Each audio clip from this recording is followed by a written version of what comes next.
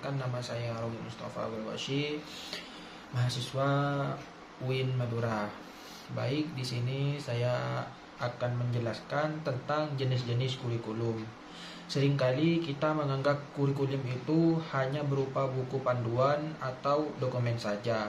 Padahal dalam studi kurikulum, kita mengenal 3 dimensi atau jenis kurikulum yang saling memengaruhi satu sama lain. 1. Kurikulum ideal atau written kurikulum. Jenis yang pertama adalah kurikulum ideal atau sering disebut sebagai written kurikulum, dalam kurung kurikulum tertulis. Ini adalah kurikulum yang secara resmi disusun oleh pengembangan kurikulum atau pemerintah. Isinya berupa landasan, tujuan, standar kompetensi, materi, hingga metode yang dicita-citakan.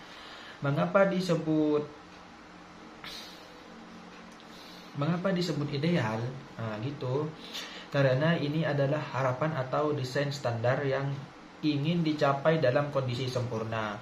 Semua guru secara formal harus merujuk pada dokumen tertulis ini.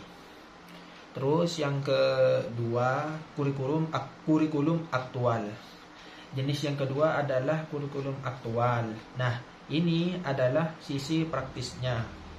Kurikulum aktual adalah apa yang benar-benar diajarkan oleh guru dan apa yang benar-benar dipelajari oleh siswa di dalam kelas. Terkadang kurikulum aktual tidak sama persis dengan kurikulum ideal.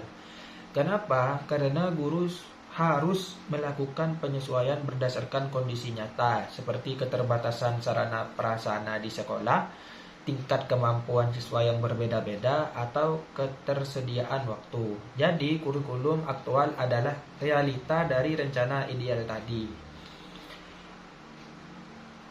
Yang ketiga, kurikulum tersembunyi atau hidden kurikulum.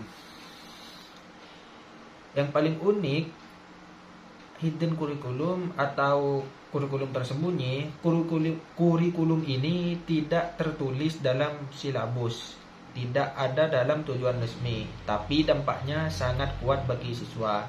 Ini adalah pesan-pesan nonverbal atau nilai-nilai yang dipelajari siswa melalui lingkungan sekolah. Contohnya, bagaimana siswa belajar antri saat di kantin, melainkan belajar kesabaran. Bagaimana siswa belajar menghargai waktu karena melihat gurunya selalu datang tepat waktu. Meskipun tidak diujikan di kertas ujian, hidden kurikulum inilah yang paling banyak membentuk karakter dan kepribadian siswa di masa depan.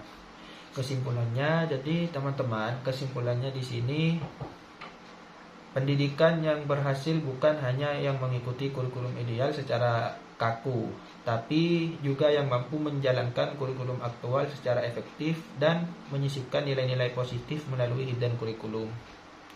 Itulah materi yang bisa saya sampaikan, kurang lebihnya mohon maaf. Wassalamualaikum warahmatullahi wabarakatuh.